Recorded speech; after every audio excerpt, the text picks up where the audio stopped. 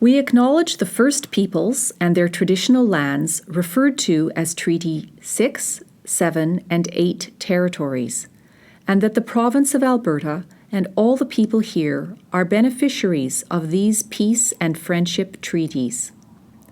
Treaties 6, 7, and 8, along with small areas of Treaties 4 and 10, encompass the traditional territories of numerous Western Canadian First Nations as well as the Métis people.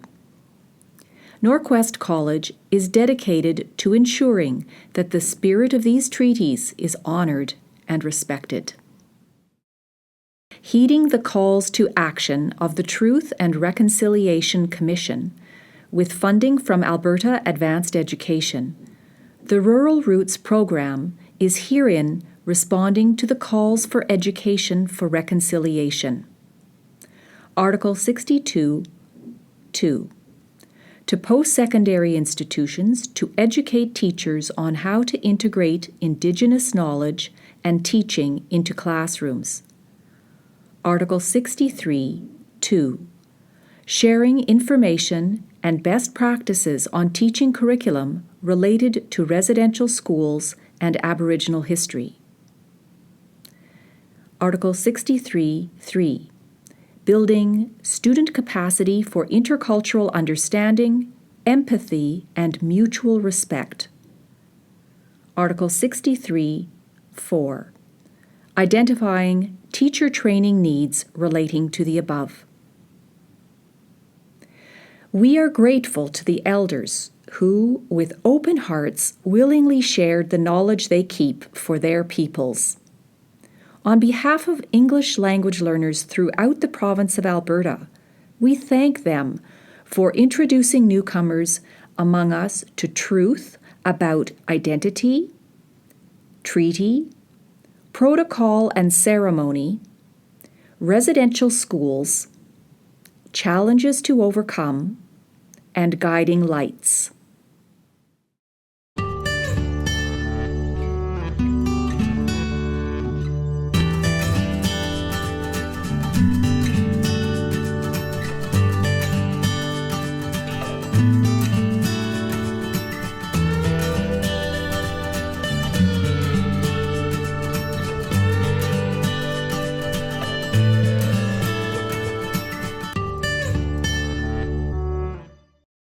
I would have to go back to Louis Riel and his partner Gabriel Dumont. Gabriel Dumont was the heart, Louis was the brain. Gabriel Dumont was the physical guy, the hunter, the general that looked after the Métis buffalo hunts. The gathering of the military aspect of the Métis. Louis Riel was the lawyer, a Catholic priest, and an American citizen. But he loved his Métis people and petitioned the government to have the Métis recognized as a distinct people. An endless effort. The true hero of all of the Métis people is Louis Riel. And having Manitoba as recognized as a province of Canada.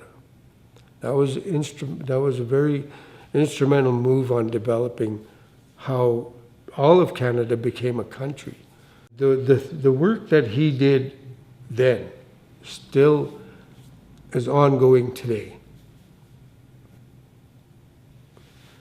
The rights that the Métis people have today were actually written by Louis Riel and his government in 1885.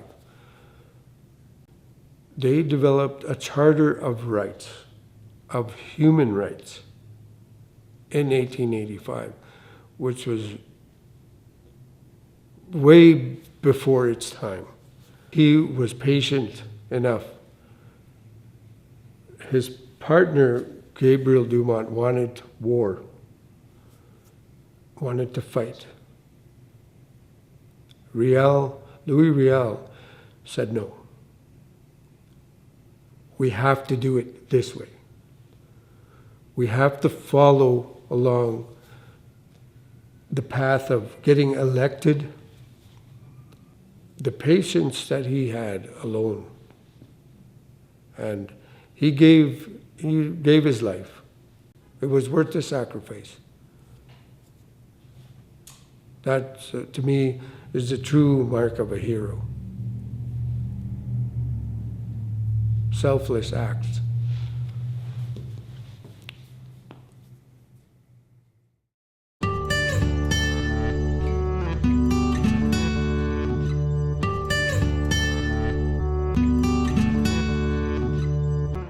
One of my great leaders is Chief Crowfoot. Took him about a month to sign the treaty because he had counsel every day with all the knowledge keepers. Everybody had a say. In his mind, he's thinking about the seventh generation. Well, how my kids are going to survive 7 generations from now. And what are we giving up? We're giving up timber, water, gold, diamonds, potash, tar sand, everything. So they had an agreement saying, in exchange, we'll give you the land, but give us these things. That's why he's one of my heroes,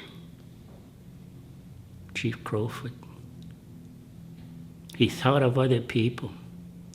He thought of the 7th generation.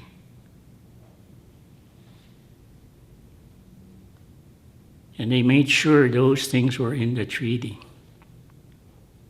for the benefit of the Chickasaw people.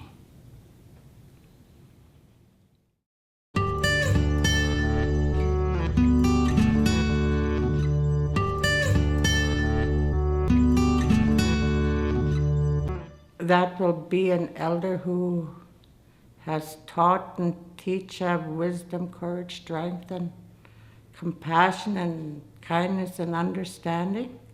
That person would be for me is Lillian Elias from Inuvik. She's a very positive person. She doesn't drink, she doesn't do alcohol, and she keeps her culture and language and everything alive. Our language, our history, our singing and drumming, and how we clothe ourselves from the animals, and how we hunt all the animals and prepare it and put it away.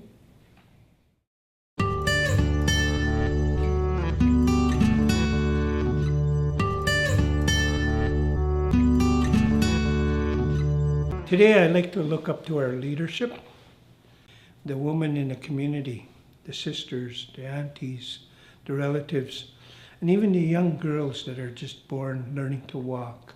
They're the backbone of the community. Through colonization, we were taught as young men that we didn't have to respect women, that we were superior to them. And if we put them back in that place that they belong, then we can have a safe community. My second hero is our chief, because traditionally the chief would bring all people together. He's a young man, but he understands the society of the world we live in today. He involves the community. He makes sure the ceremonies are coming back. He makes sure the people have an understanding. And most of all, he's gone to war with the government to prove we exist, and that yes, the government has to recognize the signing of the treaty and honor it.